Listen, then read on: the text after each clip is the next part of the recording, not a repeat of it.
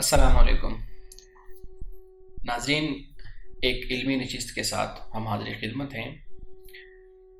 آپ لوگوں کو معلوم ہے کہ نکاح نامہ ایک اہم قانونی دستاویز ہے جس پہ دو لوگ رضامندی کا اظہار کرتے ہوئے اپنے دستخط کرتے ہیں اور اوپر لکھی ہوئی شکوں کے مطابق زندگی گزارنے کا عہد کرتے ہیں۔ یہ ایک ایسا قانونی دستاویز ہے جس کو سمجھنا بہت ضروری ہے، لیکن معاشرتی طور پہ اگر دیکھا جائے تو ہمارے ہاں اس قانونی دستاویز کو اس طرح اہمیت نہیں دی جاتی۔ مثال کے طور پہ ہمارے ہاں نکاح سے پہلے نکاح نامے کو پڑھا نہیں جاتا، اس کو سمجھا نہیں جاتا۔ فریقین جو اس پہ دستخط کر رہے ہوتے ہیں ان کو یہ معلوم نہیں ہوتا کہ وہ کن شکوں پہ رضامندی کا اظہار کر رہے ہیں۔ یہ ایک بڑا اہم مسئلہ ہے جو بعد میں پھر پیدا ہونے والے مسائل کو بہت ہی سنگینی کی طرف لے جاتا ہے۔ آج ہم موجود ہیں جناب امانت رسول صاحب کے ساتھ اور اسی اہم دستاویز پہ گفتگو کریں گے، اس کی شرعی حیثیت اور قانونی حیثیت سمجھنے کی کوشش کریں گے۔ السلام علیکم سر۔ جی وعلیکم السلام۔ سر، جیسے میں نے بات کی کہ ایک نکاح نامہ ایک اہم دستاویز ہے اور خاص طور پہ 1961 کے بعد ہمارے ہاں اس کو بڑی اہمیت حاصل ہو گئی ہے قانونی طور پہ معاملات کے اندر۔ تو سب سے پہلے سر کچھ میرے سوالات ہیں۔ سب سے پہلا جو میں چیز سمجھنا چاہ رہا ہوں کہ کیا یہ نکاح نامہ جو ایک قانونی دستاویز ہے، ایک صفحہ ہے، اس کے اوپر مختلف شکیں لکھی ہوئی ہیں، اس کی کوئی شرعی حیثیت ہے یا صرف اس کی قانونی ہی حیثیت ہے؟ اور اگر اس کی قانونی حیثیت اور شرعی حیثیت بھی ہے تو وہ کس لیول کی ہے؟ دیکھیے، ان معاملات میں اسلام ہمیں، اللہ کا دین ہمیں آزادی دیتا ہے۔ یعنی ایک جو بنیادی اصول جو ہم مقاصد شریعہ پہ جب ہم بات کرتے ہیں، اس میں ایک بنیادی اصول یہ ہوتا ہے کہ لا ضرر ولا ضرار، کہ نہ خود انسان نقصان اٹھائے اور نہ کسی کو انسان نقصان پہنچائے۔ ٹھیک ہے۔ یہ اسی اصول اور ضابطے کے تحت ایسے جو دستاویز ہیں یا قانون ہیں ان کو وضع کیا جاتا ہے، بنایا جاتا ہے۔ اس حوالے سے اسلام کی پوری تائید اسے حاصل ہوتی ہے کہ اس کے ذریعے سے کسی شخص کا حق محفوظ کیا جاتا ہے اور کسی کو مضرت سے، نقصان سے اور ضرر سے بچایا جاتا ہے۔ ٹھیک ہے۔ تو اس لحاظ سے اگر ہم دیکھتے ہیں تو اس کی ایک اجازت ہمیں حاصل ہے اسلام کے نقطہ نظر سے۔ یعنی کہ آپ یہ دیکھیے کہ نکاح فارم جو بنایا گیا یہ کس مقصد کے لیے بنایا گیا؟ جیسے ابھی آپ نے بہت اچھے طریقے سے آپ نے اس کی وضاحت کی ہے کہ یہ نکاح فارم اس لیے بنایا گیا تاکہ کوئی کسی کو نقصان نہ پہنچا سکے۔ اور بہت سے مسائل ایسے ہوتے ہیں کہ جو نکاح کے بعد پیدا ہوتے ہیں، جو ہم پہلے ڈسکس نہیں کرتے، اس پر ہم بات نہیں کرتے، وہ ہمارے دلوں میں ہوتی ہے، یا ابھی آغاز ہوتا ہے تو ہم اس پہ بات کرنا مناسب نہیں سمجھتے، یا ایسا ہوتا ہے کہ شرم میں اور لحاظ میں ہم ان باتوں کو سامنے نہیں لاتے، پھر وہ بعد میں جنم لیتی ہیں اور ان پر پھر بحث مباحثہ، لڑائی جھگڑے گھروں میں شروع ہوتے ہیں اور نوبت طلاق تک پہنچتی ہے۔ تو اس لحاظ سے دیکھا جائے تو نکاح فارم کی اپنی ایک بڑی حیثیت ہے اور بڑی اہمیت ہے، اور اسلامی حوالے سے بھی دیکھا جائے تو اس میں کوئی ایسی برائی اور قباحت ہمیں نظر نہیں آتی، بلکہ یہ بہتر ایک قدم ہے اور اسلام اس کی تائید بھی کرتا ہے۔ یعنی کہ عورت ہو یا مرد، لڑکی کا خاندان ہو یا لڑکے کا خاندان، دونوں کے حقوق اور دونوں کی حفاظت اسی میں ہی ہے کہ وہ نکاح فارم کو پڑھیں اور اس کے شکوں کو سمجھیں اور پھر اس پر عمل کریں۔ دیکھیے، ایک بڑی اہم بات جس کی طرف آپ نے بھی ابھی اشارہ کیا وہ یہ ہے کہ نکاح فارم صرف یہ نہیں ہے کہ جیسے بارات آئی تو بیٹھ گئے اس کو فل کرنے اور جلدی جلدی فل کر کے 15 منٹ میں، 20 منٹ میں، آدھے گھنٹے میں پھر اس کے بعد لڑکا اور لڑکی کے پاس چلے گئے اور سائن کروا لی۔ یہ نہیں ہے نکاح فارم۔ میں یہ سمجھتا ہوں کہ اس کو کچھ وقت پہلے لڑکے کے سپرد بھی کرنا چاہیے، لڑکی کے سپرد بھی کرنا چاہیے، دونوں اس کو پڑھیں اور اچھے طریقے سے سمجھ کر پھر اس کے بعد اپنی رضامندی کا اظہار کریں۔ بالکل ٹھیک۔ اور جن شکوں پر کوئی اختلاف ہو سکتا ہے یا کوئی باہمی مشورے کے ساتھ ان شکوں کا حل ڈھونڈا جا سکتا ہے، تو میرا خیال ہے کہ اس کے لیے وقت مناسب ہونا چاہیے دونوں کے پاس۔ ٹھیک ہے، ٹھیک ہے۔ ہمارے ہاں تو جیسے آپ نے بات کی کہ پہلے ہی ہمارے جو نکاح ہوتے ہیں وہ پہلے ہی اس شکوں کو کاٹ دیتے ہیں، وہ گھر سے ہی کاٹ کے لے کے آتے ہیں کہ نہیں ان کے اوپر تو بات ہونی نہیں ہے. تو خیر ہم آگے جا کے اس پہ بات بھی کریں گے. جی.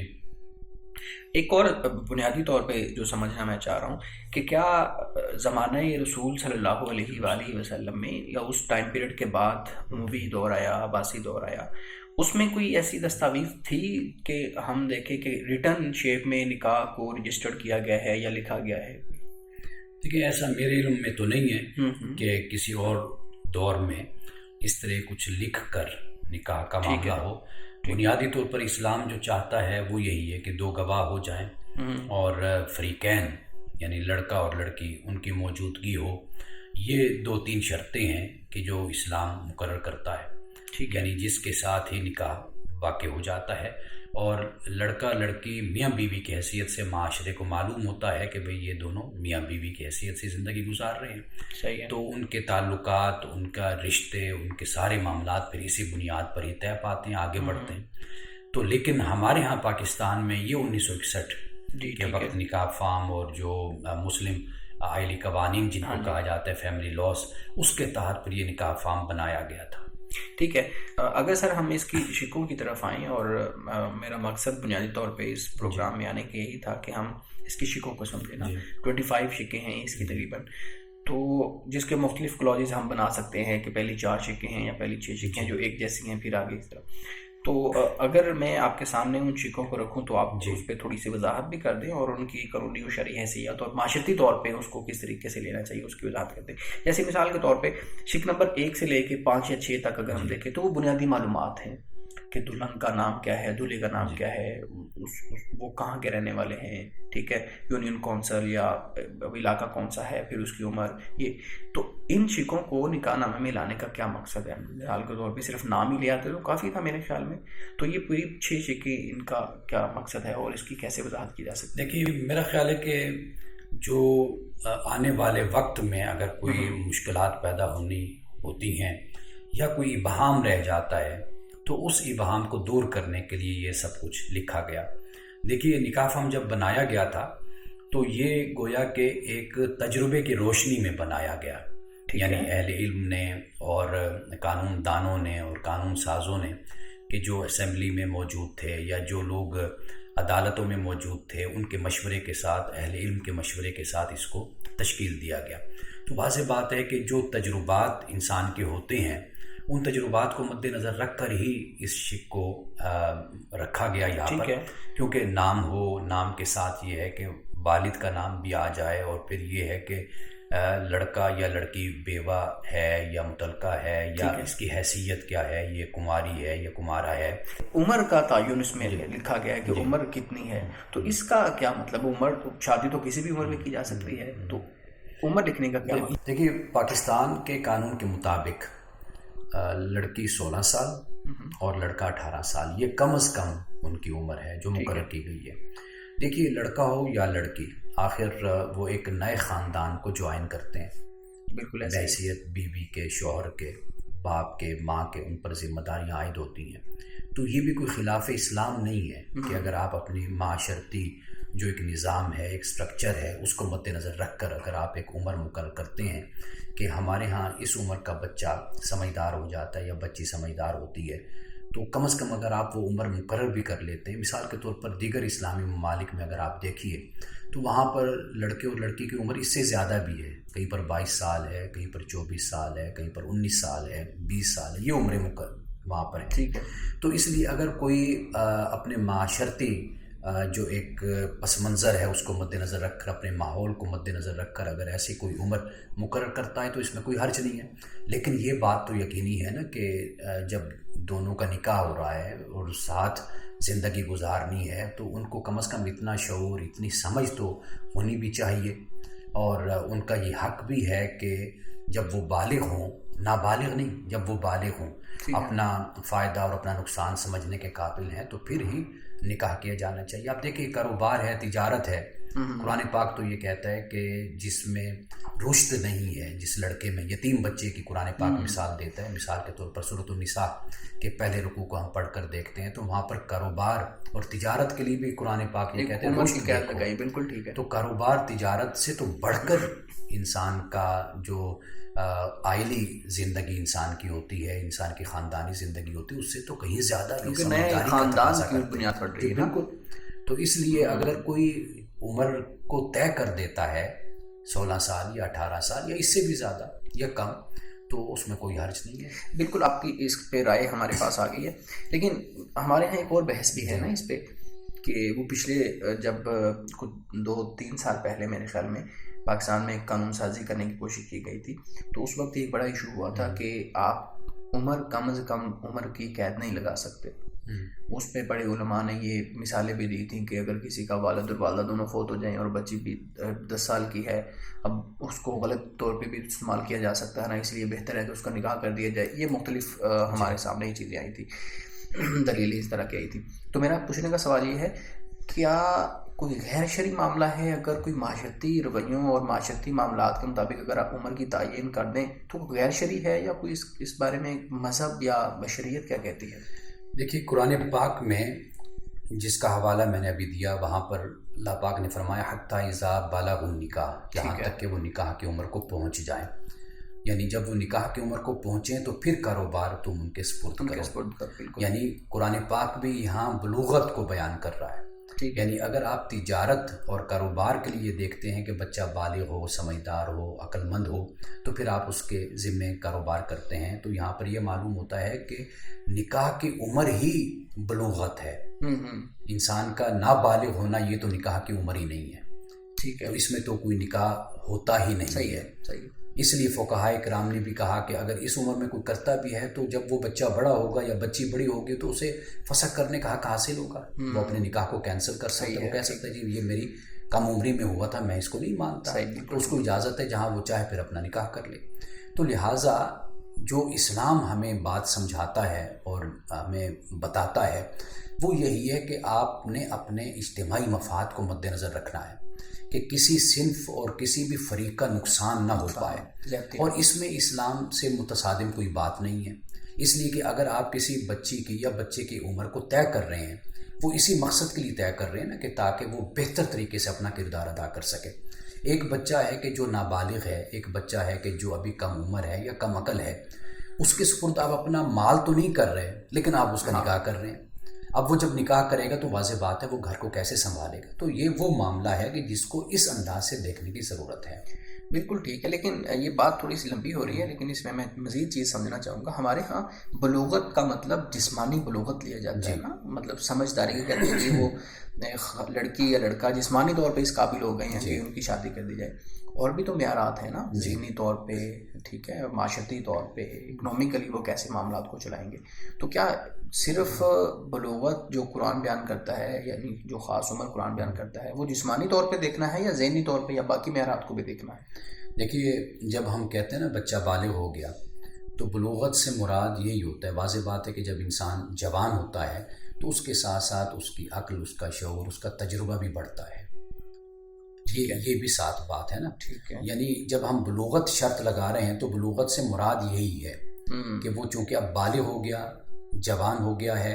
واضح بات ہے کہ جب وہ بالغ ہوگا تو اس کے ساتھ ساتھ اس کی معاشرتی ذمہ داریوں میں بھی اضافہ ہوتا ہے. وہ ان باتوں کو سمجھنا بھی شروع کر دیتا ہے. گھر کے معاملات میں بھی وہ شریک ہونا شروع ہو جاتا ہے. یعنی والدین بھی اس کو ذمہ داری گھر کی، باہر کی ذمہ داری دینے لگ جاتے ہیں. تو گویا کہ اس کی بلوغت اسی بات کی علامت ہوتی ہے کہ یہ بچہ اب سمجھدار ہو رہا ہے یا سمجھدار ہو گیا ہے. تو وہ ضمناً عقلی حوالے سے یا شعوری حوالے سے وہ بات بھی اس میں بلوغت میں شامل ہو جاتی ہے. یعنی مثال کے طور پر اگر کوئی بالغ ہے لیکن وہ مجنون ہے تو واضح بات ہے کہ اس کا نکاح نہیں کیا جا سکتا. تو وہ پھر خود اس کی کیفیت سامنے آ جاتی جو اس کے بلوغت کے بالکل خلاف ہوتی ہے.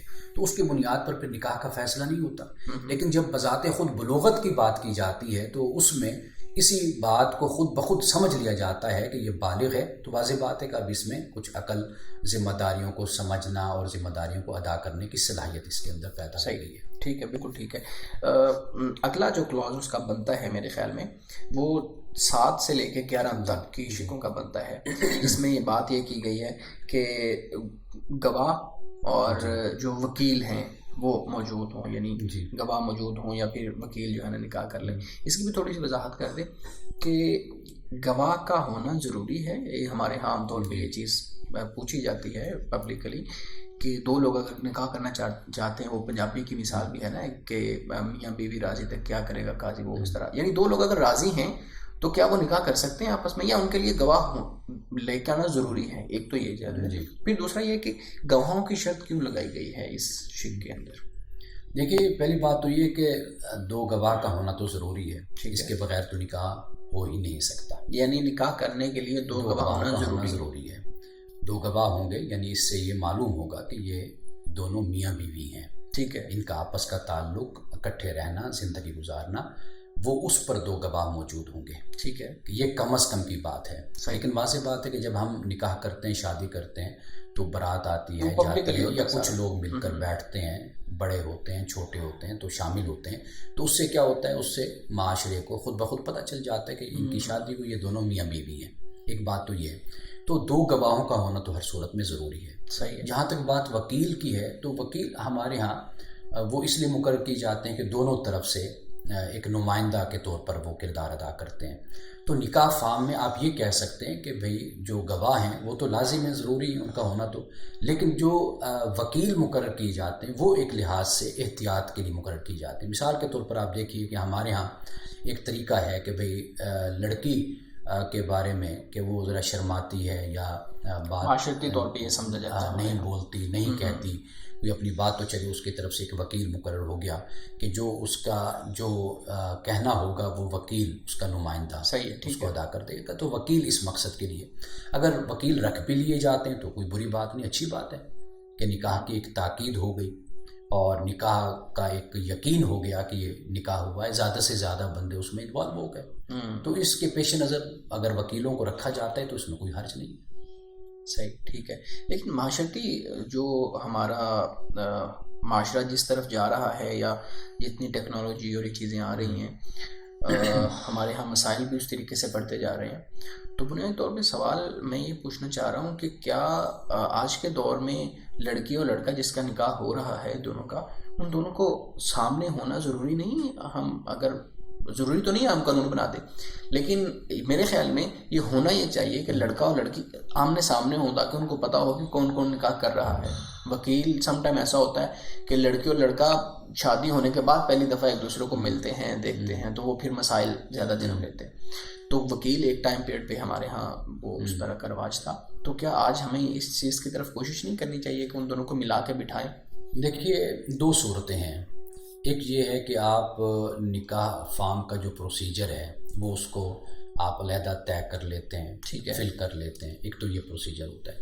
ایک ہوتا ہے نکاح ہونا، آپ دونوں کو اکٹھا بٹھا سکتے ہیں. اب تو میں نے یہی دیکھا ہے کہ شادی کی جو پارٹیاں ہوتی ہیں تو ان میں لڑکا اور لڑکی اکٹھے ہی بیٹھے ہوتے ہیں، موجود ہوتے ہیں. تو جہاں تک نکاح فارم کو فل کرنے کا معاملہ، وہ ایک پروسیجر ہوتا ہے، اس کے لیے کچھ وقت بھی چاہیے ہوتا ہے. جیسے میں نے آپ سے کہا کہ 2-4-6 مہینے پہلے ہی اگر وہ نکاح فارم لڑکا اور لڑکی کو دے دیے جائے تو وہ زیادہ بہتر ہے. اس کو اسٹڈی کر لیں، مطالعہ کریں، اس پہ کوئی اختلاف ہے اس کو حل کر لیں، کوئی باہمی طور پر کوئی چیزیں طے کرنی ہے، مشورہ کرنا ہے، اس کو کر لیں.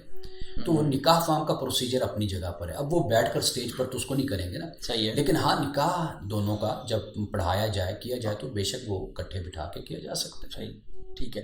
اچھا، شک نمبر 13 اور پھر 12 اور پھر 13 سے لے کے 17 تک جو ہے وہ شادی کی تاریخ کے بارے میں ہیں، اور اس کے بعد پھر اگلی جو شکیں ہیں 4 وہ حق مہر اور ان چیزوں کے بارے میں ہے کہ وہ معجل غیر معجل ہوگا، کتنا ہے کتنا نہیں ہے. تو اس کے بارے میں بھی ہم تھوڑی سی وضاحت کر دیں کہ ایک تو ہمارے ہاں ایک ڈیبیٹ یہ ہے کہ حق مہر کتنا ہونا چاہیے. جی، وہ ایک بڑی یہ بحث، جی شرعی لکھ دیں، وہ کہتے ہیں جی قاری صاحب مولوی صاحب شرعی لکھ دیں. ٹھیک ہے، تو وہ شرعی سے کیا مراد ہے؟ دوسرا یہ ہے کہ اگر آپ تھوڑا مثال بھی دے دیں نا، ساتھ کے رسول اللہ صلی اللہ علیہ وسلم کی جو حضرت فاطمہ تھی آپ کی بیٹی، ان کا کیا تھا، اور آپ نے اپنی اہلیہ کا جو دیا وہ حق مہر وہ کتنا تھا، تو ہمارے سامنے ایک مثال آ جائے گی. اچھا دیکھیے، بات پہلے تو یہ ہے کہ میں بڑا مختصر ایک جملہ بولا کرتا ہوں کہ نکاح اپنا حق مہر وہ ہونا چاہیے کہ جو لڑکے والوں کے لیے بوجھ نہ ہو، لڑکے کے لیے. اچھا، لڑکے والوں کے لیے بوجھ، لڑکے کے لیے بوجھ نہ ہو اور لڑکی والوں کے لیے شرمندگی کا باعث نہ ہو. اچھا، پہلے تو یہ بتا دیں، معذرت میں بات کر رہا ہوں، یہ لڑکی والے تقاضا کرتے ہیں یا لڑکے والے خوشی سے دیتے ہیں؟ یہ اس کی بھی تھوڑی وضاحت کریں. دیکھیے لڑکی والے تقاضا کریں یا نہ کریں، لڑکے پر ہر صورت میں وہ لازم ہے. صحیح ہے، ٹھیک ہے، وہ اس نے دینا ہی دینا ہے. اب اس کو کیسے دینا چاہیے؟ وہ یہی بات ہے کہ بھی لڑکے کو دینا چاہیے اپنی ایک حیثیت آپ کہہ لیجیے اس کے مطابق استطاعت کے، اور وہ لڑکے پر بوجھ نہ بنے، لڑکی والوں کے لیے شرمندگی کا باعث نہ بنے۔ یہ جو حق مار شرعی کہا جاتا ہے، حق مار کوئی شرعی نہیں ہے۔ رسول اللہ صلی اللہ علیہ وسلم نے بہت زیادہ بھی ادا کیا اور کم بھی دیا، مختلف اوقات مختلف دیا، ٹھیک ہے۔ تو یعنی اس پر کوئی ہم اس کو کوئی حد بندی نہیں کر سکتے۔ آپ کو معلوم ہے کہ سیدنا فاروق اعظم رضی اللہ تعالیٰ عنہ نے حق مہر مقرر کر دیا، تو اب وہ ایک خاتون جو بوڑھی خاتون تھی وہ اٹھ کر کھڑی ہو گئی تھی اور اس نے کہا کہ امیر المومنین، جس کو اللہ تعالیٰ نے مقرر نہیں کیا، جس کو پابند نہیں کیا، اس کی حد کو مقرر نہیں کیا، تو آپ کو کس نے اس کا حق دیا کہ آپ اس کی حد کو مقرر کریں؟ ٹھیک ہے، تو یہ کوئی معمولی بات نہیں ہے، تو اس لیے حق مہر کی کوئی حد مقرر نہیں کی جا سکتی۔ وہ پھر معاشرتی طور پہ بالکل معاشرتی طور پر جو آپ دیکھیں گے حالات کے مطابق اس کو طے کریں گے۔ ٹھیک ہے۔ اچھا، ایک یہ معجل اور غیر معجل کی بھی اگر آپ وضاحت کر دیں۔ دیکھیے، حق مار صرف معجل ہوتا ہے، یعنی اس تقسیم پر بھی ہمیں نہیں جانا چاہیے۔ وہ اس لیے کہ حق مار ایک ہی ہے، وہ یہ ہے کہ جب نکاح ہوا اسی وقت حق مار ادا کر دیا گیا۔ یہ جب ہم نے اس وقت ادا نہیں کیا پھر بعد میں ادا کرنا ہے تو پھر اس کی وجہ سے یہ معجل غیر معجل کی صورت بن گئی کہ بھئی ایک حق مار ہوتا ہے کہ جو اسی وقت ادا کر دیا جائے، ایک ہوتا ہے کہ جب عورت طلب کرتی ہے، مانگتی ہے، پھر اس وقت ادا کر دیا جائے۔ تو ایسی کوئی تقسیم نہیں ہے، حق مار وہی ہے جو وقت کہ جب نکاح ہوا اس وقت ادا کر دیا گیا، بس وہی حق مہر ہے، بس۔ ٹھیک ہے۔ اچھا، ایک تو حق مہر ہے، دوسرا ایک اور چیز بھی ہے ہمارے ہاں، جہیز کا جو سامان ہے اس کو بھی حق مہر ہی جو ہے نا وہ تصور کیا جاتا ہے، وہ لکھا لیا جاتا ہے جی اتنے کپڑے دیے ہیں یا اتنا سونا دیا ہے، یہ چیزیں دی ہیں۔ تو یہ دیکھیے، اس کی وضاحت کر دی جائے گی جب نکاح ہوگا، اس کی وضاحت کر دی جائے گی کہ یہ کچھ ہم نے حق مہر میں دیا۔ مثال کے طور پر جیسے کچھ کرنسی دے دیتے ہیں، پیسے دیتے ہیں، پھر اس کے ساتھ ہوتا ہے کہ بھئی یہ جو زیور ہے، انگوٹھی ہے، یہ فلاں چیز، یہ بھی حق مہر میں شامل ہے۔ تو اس طرح کیا جا سکتا ہے۔ یہ تو ہے نا کہ آپ اس کو واضح کر دیں، یہ بتا دیں کہ جی یہ کچھ ہم نے حق مہر میں دیا۔ ٹھیک ہے، صحیح ہے، بالکل ٹھیک ہے۔ جو پھر یہ بھی ذہن میں رکھیے کہ حق مہر کوئی خاص چیز دینا ضروری نہیں ہے کہ جسے ہم حق مہر کہہ سکیں۔ جی، یعنی مثال کے طور پر اگر کوئی اللہ کے دین میں، اسلام میں کوئی اس کی پابندی نہیں ہے کہ آپ نے صرف کرنسی دینی ہے یا آپ نے صرف سونا دینا ہے یا چاندی دینی ہے یا کوئی اور چیز دینی ہے، یہ نہیں ہے کوئی بات۔ اس میں ضمن میں ایک چیز پوچھتا چلوں کہ کیا مٹیریل چیز دینا ضروری ہے؟ عام طور پہ ہم نے یہ بھی سنا ہے، کہتے ہیں کہ اتنی دفعہ قرآن پاک پڑھ دو میری طرف سے، وہ دلہن کہتی ہے دلہے کو کہ اتنی دفعہ تم قرآن پاک مجھے سنا دو تو حق مہر ہو گیا۔ تو یہ کوئی مٹیریل چیز دینا ضروری ہے یا؟ دیکھیے، یہ رسول اللہ صلی اللہ علیہ وسلم نے ایک صحابی کے حوالے سے آپ نے یہ فرمایا تھا، تو یہ وہ خاص اسی وقت کے لیے اور اسی کے لیے ہے۔ اچھا، ٹھیک ہے۔ لیکن یہ ہے کہ اس کو اس طریقے سے اختیار کرنا کہ بھئی ہم قرآن پر ہی حق مہر طے کرتے ہیں، تو یہ نہیں ہے، کیونکہ حق مہر کا مقصد تو ہمارے ہاں اس کی مالی معاونت کرنا ہے نا، کہ اس کی مالی معاونت ہو جائے۔ اور حق مہر کا اصل جو مقصد ہے وہ ایک تو یہ ہے نا کہ مرد کو احساس ہو، اس کا آغاز یہیں سے ہو کہ قوامون علی النساء، ٹھیک ہے، کہ وہ عورتوں کی کفالت کرتے ہیں، یعنی خامند پر یہ ذمہ داری ہے، تو اس کی ذمہ داری کا آغاز یہیں سے ہو جاتا ہے کہ اس نے یہ ذمہ داری اپنی ادا کرنی ہے اور یہ معاشی کفالت اس کے سپرد ہے، یہاں سے اس کا آغاز ہوتا ہے۔ اور دوسری بات یہ ہے کہ عورت اپنے آپ کو مرد کے سپرد بھی کرتی ہے، فقہائے کرام نے اس کو بھی بیان کیا کہ اس کا بھی ایک بدل ہو جاتا ہے۔ تو اس طرح اس کی مختلف صورتیں ہیں۔ اور تیسری بات یہ کہ ایک گفٹ بھی ہے جو مرد کی طرف سے عورت کو دیا جاتا ہے۔ اور چوتھی بات یہ بھی ہے کہ ایک عورت کی ایک اس میں شان ہے، عزت ہے کہ مرد نے اس کو بڑی عزت کے ساتھ وہ اپنے گھر لایا ہے، اس نے اس کے لیے حق مہر رکھا ہے، اس کے لیے رقم ہے، یہ سب کچھ اس کے لیے بطور تحفہ رکھی گئی ہے۔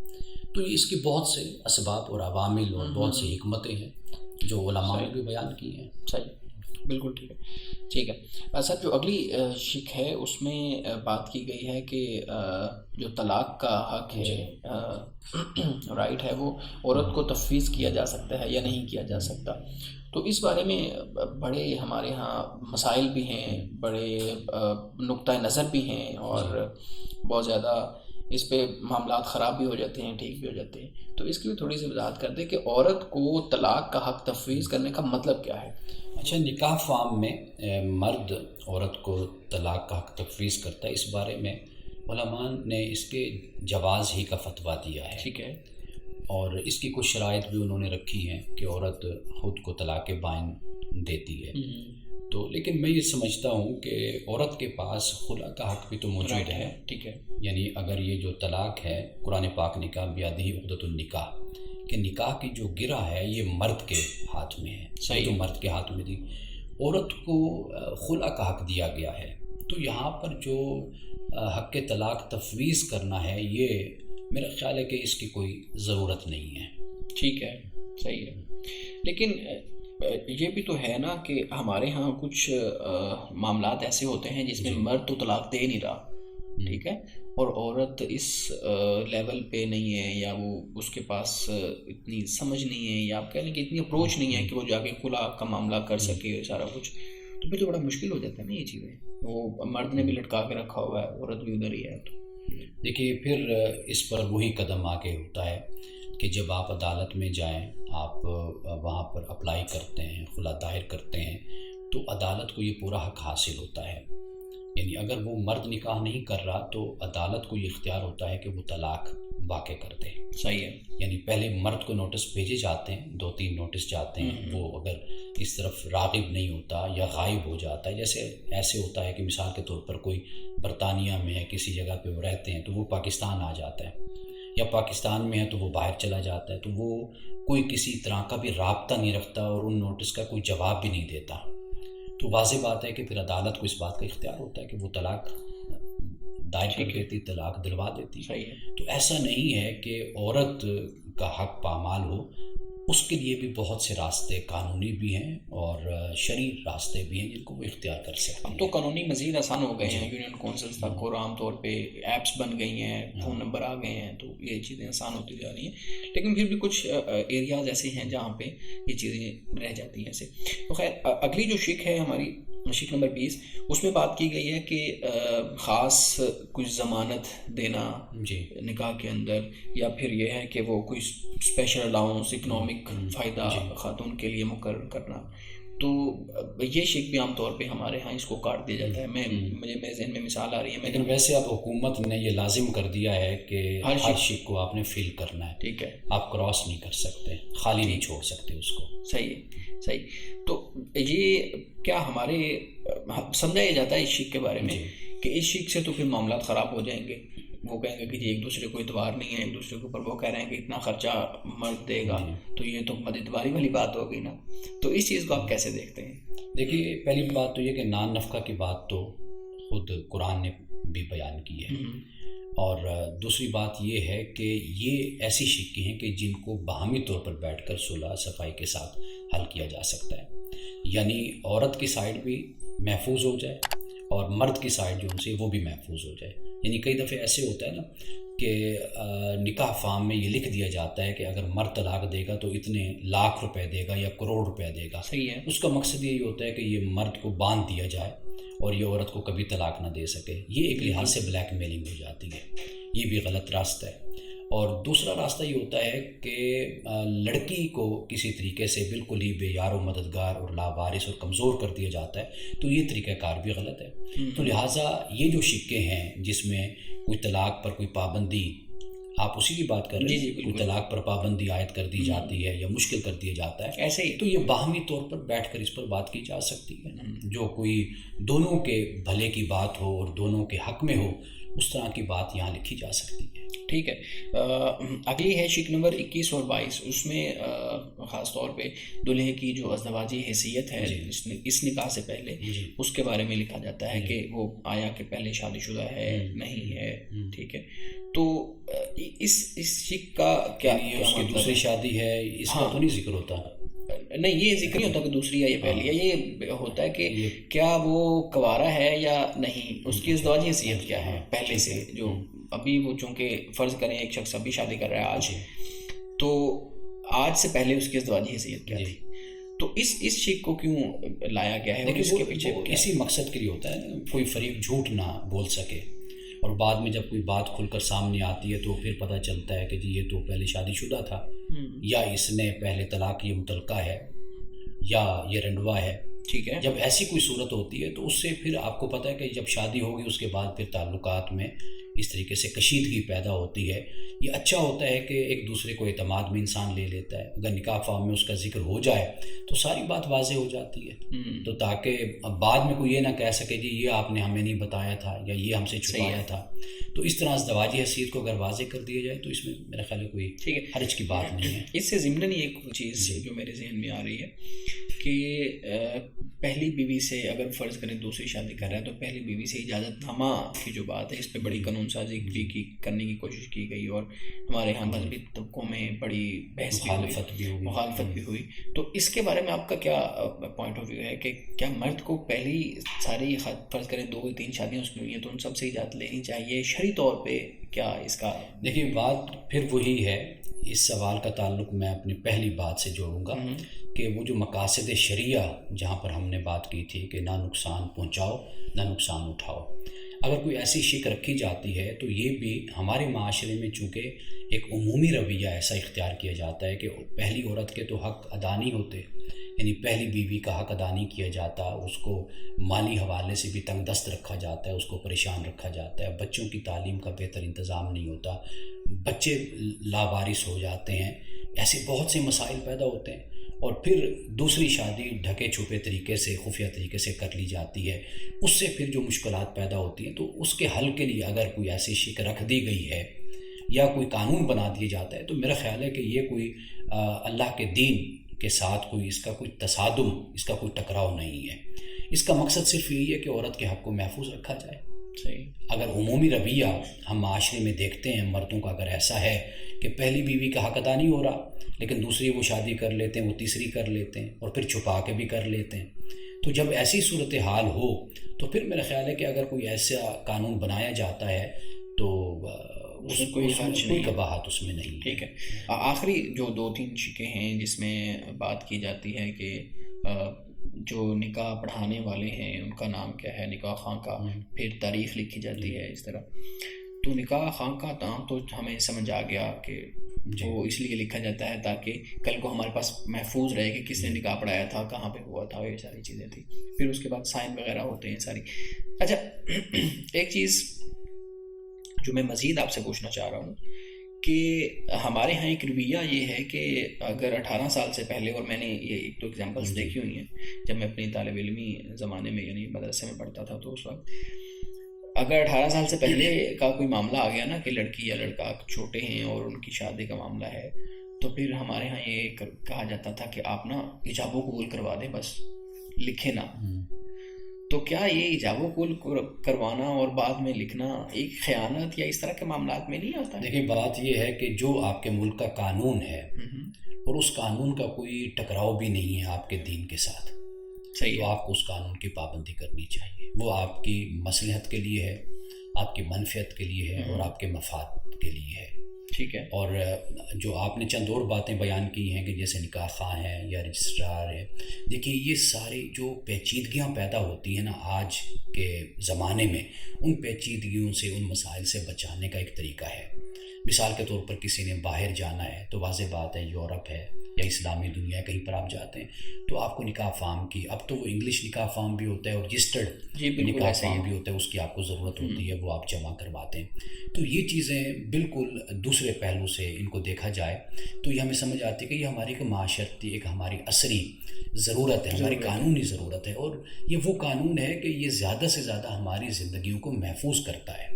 یہ وہ ضرورت، یہ وہ قانون ہے جو ہمیں معاشرے میں جو ہمارے پیچیدگیاں، کمپلیکیشنز پیدا ہوتے ہیں ان سے ہمیں بچاتا ہے. بہت سے مسائل ہیں نا، مثلاً یہ ہے کہ آپ دیکھیے کہ بچوں کی آگے پیدائش کے معاملات ہیں اور پھر بچوں کی تعلیم کے، اسکول کے معاملات ہیں، کالج کے ہیں، یونیورسٹی کے ہیں، پھر ان بچوں نے باہر بھی تعلیم کے لیے جانا، ایسے بہت سے مسائل ہوتے ہیں جن کو مد نظر رکھ کر یہ قوانین بنائے گئے اور یہ نکاح فارم کو تشکیل دیا گیا. تو لہٰذا یہ جو طریقہ اختیار کیا جاتا ہے کہ جی آپ چھپا کر ایجاب و قبول کروا لیں اور پھر بے شک آپ لکھت پڑھت اس پر نہ کریں، تو جو لوگ اس طرح کا قدم اٹھاتے ہیں پھر وہ اس کے نتائج بھی بھگتتے ہیں. ان کو خود معلوم ہو جاتا ہے کہ بھئی یہ جو انہوں نے قدم اٹھایا اس سے کوئی خیر پیدا نہیں ہوئی بلکہ اس سے نقصان ہی ان کو اٹھانا پڑا. اور پھر یہ ہے کہ ایسی کیا ایمرجنسی ہے کہ آپ ایک جبر کے ساتھ زبردستی آپ دو بچوں کا، لڑکا اور لڑکی، آپ اس کا نکاح کر رہے ہیں، اور ان کا نکاح آپ کر رہے ہیں کہ جب کہ قانون بھی منع کرتا ہے. اور پھر یہ کہ اگر ہم اللہ کے دین کو دیکھیں، قرآن کا مطالعہ ہم کریں، رسول اللہ صلی اللہ علیہ وسلم کی حدیث کا مطالعہ کریں، تو ان کی روح کے خلاف بھی یہ آپ قدم اٹھا رہے ہیں. اس لیے کہ نکاح کا تو مقصد ہی یہ نہیں ہے کہ آپ دو بندوں کو ایسے ہی آپس میں باندھ دیں کہ جیسے دو جانور ہوتے ہیں، بلکہ اس کا تو مقصد یہ ہے کہ ایک بھرپور اپنی زندگی بسر کرنی ہے، خاندان پیدا ہونا ہے. میں ہمیشہ یہ کہا کرتا ہوں کہ جن کی شادی ہوتی ہے وہ اپنے خاندان کے آدم و حوا ہوتے ہیں، وہاں سے خاندان کا آغاز ہو رہا ہوتا ہے اور آگے پھر ان کی اولاد پیدا ہوتی ہے. آپ دیکھیے نا کہ ہمارے والدین نے کی شادی ہوئی، پھر اس سے کتنے یعنی اولاد پیدا ہوئی، پھر بیٹے بیٹیاں، پھر اب پوتے پڑپوتے، پھر آگے اس سے بھی آگے، اب یہ وہ آدم و حوا بن گئے نا. تو جب ہم دو بچوں کا یا دو لوگوں کا نکاح کر رہے ہیں تو اس بات کو مد نظر رکھیں کہ یہ گڑیا جسے ہم کہتے ہیں اس کا یہ کھیل نہیں ہے نا. دو جانور ہیں، ان کی زندگی کے تقاضے ہیں، ان کے فرائض ہیں، ان کے حقوق ہیں، انہوں نے ماں باپ بننا ہے، آگے خاندان کو لے کر چلنا ہے. تو یہ اس طرح کے جو اقدام کیے جاتے ہیں، قدم اٹھائے جاتے ہیں، اس کے بڑے جو خطرناک نتائج ہیں وہ مستقبل میں سامنے آتے ہیں. بالکل. ہمارے ہاں ایک یہ بھی چیز ہے نا، ضمن ہم بات کرتے چلیں کہ یہ جو خاندان کا ادارہ ہے نکاح خاص طور پہ، اس میں جذباتیت کو بہت زیادہ عمل دخل ہوتا ہے، اور جذباتیت کی بنیاد پہ ایک نکاح کر لیا جاتا ہے. 1 سال بعد، 2 سال بعد، 3 سال بعد پھر اس میں جب کمپلیکیشنز آنا شروع ہوتی ہیں تو پھر بہت مشکل ہوتا ہے اس چیز کو آگے لے کے چلنا، اور اس سے پھر بچے متاثر ہوتے ہیں، دو خاندان متاثر ہوتے ہیں پورے کے پورے. اگر وہ آپ کے ریلیٹیو کے اندر ہے معاملہ اس طرح تو آپ اپنے بھائیوں سے بھی ملنے اور پھر ایسے ملنے جاتے ہیں. اس لیے جو نکاح فارم ہے نا، یہ پہلے دینا چاہیے اور اچھے طریقے سے اس پر بات کرنی چاہیے، ہر بات کلیئر اور واضح ہونی چاہیے. ٹھیک ہے، فری کین پینڈنگ ہونا. پھر اور لڑکا اور لڑکی سے کسی معاملے کو چھپانا نہیں چاہیے. لڑکی کو بھی بچایا جائے، لڑکے کو بھی بتایا جائے، دونوں کو ملا کر ان سے بات کی جائے، ان کو نکاح فارم دیا جائے، وہ پڑھیں سمجھیں اور پورے اپنے جسے کہتے ہیں ایکسپوجر کے ساتھ یہ فیصلہ کریں. صحیح، بالکل ٹھیک ہے. اور یہ بہت ضروری ہے ہمارے ہاں کہ اس چیز کو سمجھنا، اور خاص طور پہ نکاح نامے پہ تو ہمارے ہاں بات ہی بہت کم کی جاتی ہے. وکلاء کے پاس بیٹھا نہیں جاتا اور ان سے اس بارے میں رہنمائی لی جاتی. ہم نے کوشش کی ہے کہ ہم جو نکاح نامے کی مختلف شکیں ہیں اس کے اوپر مختصر بات کریں اور اس کی شرعی اور کچھ تھوڑی قانونی حیثیت بھی دیکھیں. تو ہم نے اپنی طرف سے ایک اچھی کاوش کی کوشش کی. امید ہے کہ یہ ہمارا پروگرام اور یہ ہماری کوشش لوگوں کے لیے مددگار ثابت ہوگی. ہمیں اجازت دیجیے. خدا حافظ.